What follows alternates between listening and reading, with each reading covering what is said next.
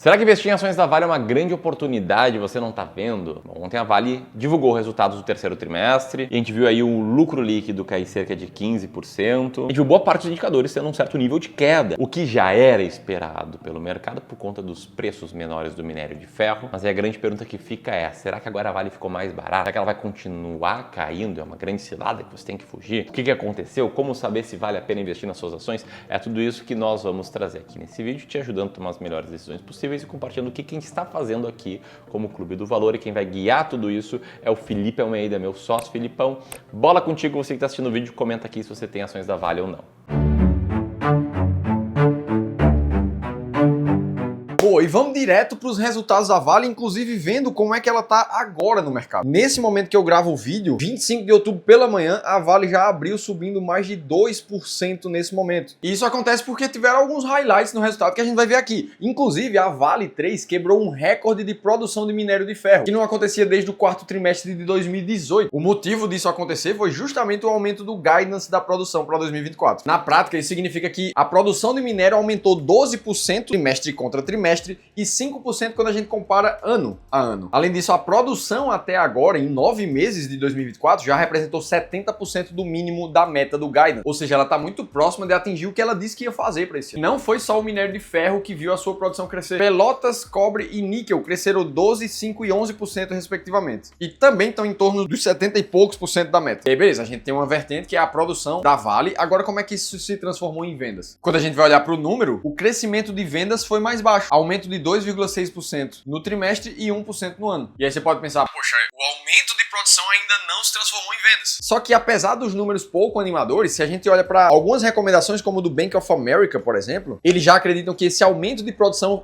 significa uma virada operacional para a Vale. Por outro lado, o Goldman Sachs está menos otimista com a Vale nesse momento, inclusive fazendo uma redução da projeção do EBITDA, o que era de 3,9 bi, para 3,7 bi. E aí veio o Banco Safra e foi lá e fez o contrário. Depois de ver os dados de venda e produção, aumentou a previsão de EBITDA de 3,6 para 3,9 bi. Ou seja, tem gente que está conservador, tem gente que está pessimista e tem gente que está otimista com essa história da Vale. E aí no meio disso tudo, o resultado da última linha do lucro líquido da Vale, a gente já vê uma queda de 15%.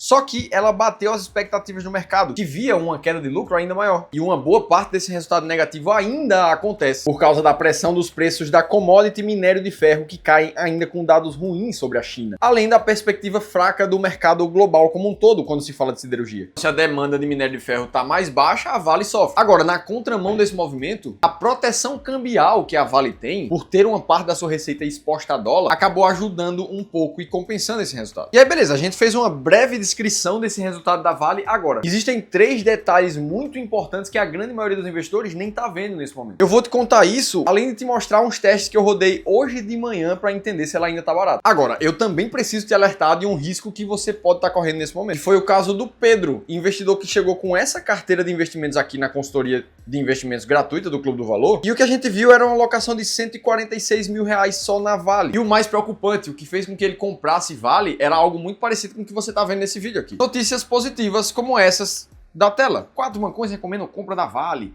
Vale 3 é a ação mais recomendada para essa semana. Todas as notícias recentes. E aí ele foi lá, comprou uma pancada de Vale. Só que o problema disso tudo é que depois que o tempo passa, o investidor que não tem convicção na própria estratégia, ele não sabe se chegou a hora de vender, se chegou a hora de comprar mais, se chegou a hora simplesmente de esperar. E eu preciso te dizer que se você também não sente convicção do que é que você tem que fazer com a Vale ou qualquer outra ação da bolsa nesse momento, então é porque você não tem um sistema de alocação estratégica. Até porque quem tem um sistema de verdade nunca tem dúvidas sobre o que precisa fazer com a sua carteira. Afinal de contas, o sistema existe para decidir para você qual é o passo correto a se tomar. Então, se você se identificou com essa história, eu preciso te convidar para participar de uma consultoria gratuita de investimentos conosco aqui do time do Clube do Valor. E o que a gente está fazendo é te entregar de graça a prévia de um conhecimento que nos ajuda a investir mais de 2,5 bilhões de reais dos nossos clientes aqui no clube. Eu tenho certeza que tem muito curso que custa 3, 5 mil reais por aí que não faz o que a gente vai fazer por você. Então, para participar dessa consultoria personalizada e gratuita, faz a leitura desse QR Code que vai aparecer aí na tela, tem um link na descrição do vídeo para você se inscrever também. Beleza, agora existem ainda 3 outros problemas por trás dos resultados da Vale que a gente precisa falar. O primeiro deles é o custo de produção que a Vale ainda tem. Isso acontece por causa de uma resposta da Vale ao momento de queda que a gente vive no minério de ferro global. O que ela está fazendo nesse momento é investir em produção de outros metais que vão servir para a transição energética. E o que falta para ela rampar esse segmento é justamente a redução de custo de produção. E a gente consegue ver isso por essa imagem. Enquanto a geração de caixa vinda das soluções de minério de ferro tiveram um custo de 53% para gerar essa receita, no segmento de metais básicos, o custo foi de 82%. Ou seja, a Vale está no caminho, mas ela ainda depende demais do minério de ferro. E aí aqui entra o segundo problema da Vale, que é o endividamento atual dela. O que a gente viu foi a dívida bruta crescer 7% nesse ano. E a dívida líquida cresceu 12% somente no trimestre. Mas tem um detalhe que eu quero te pontuar nessa imagem. As provisões de Samarco, que cresceram 55% no ano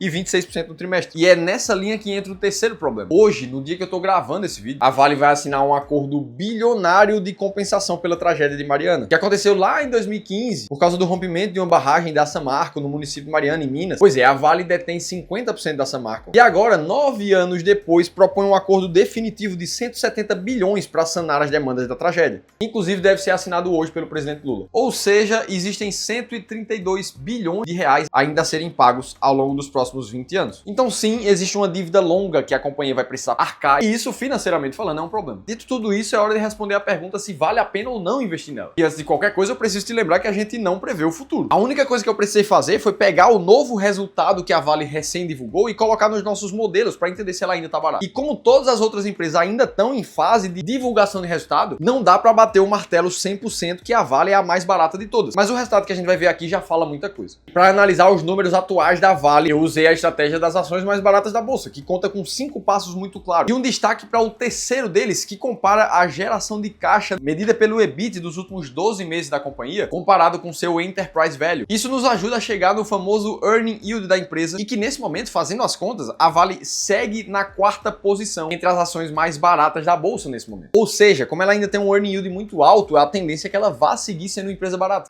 Felipe, mas vale a pena mesmo olhar para uma empresa só com esses dados? Quem vai te responder não sou eu, quem te responde na verdade são os testes do passado, para entender que sim, essa estratégia, essa forma de encontrar ações baratas, performou 5 vezes melhor do que o próprio Ibovespa. Ou seja, ela se mostrou uma ótima geradora de renda passiva no passado. Inclusive, falando em renda passiva, será que você já conhece o terceiro ponto de alavancagem patrimonial? Uma estratégia capaz de destravar o teu crescimento de renda passiva até você chegar em 30 mil reais por mês? Se a tua resposta foi não, então se inscreve agora na Jornada da Renda Vitalícia, um evento gratuito que vai acontecer no dia 11 e 12 de novembro, onde o Ramiro vai te mostrar tudo o que você precisa fazer para chegar numa renda passiva de 30 mil reais por mês. As inscrições estão aqui embaixo na descrição do vídeo. Dito isso, a gente viu os resultados da Vale e se ela segue barata nesse momento. Agora, se você quiser entender como é que existem títulos pagando IPCA mais 10% ao ano na renda fixa nesse momento, assiste esse outro vídeo aqui que eu te contei tudo isso em detalhes, estou te esperando por lá.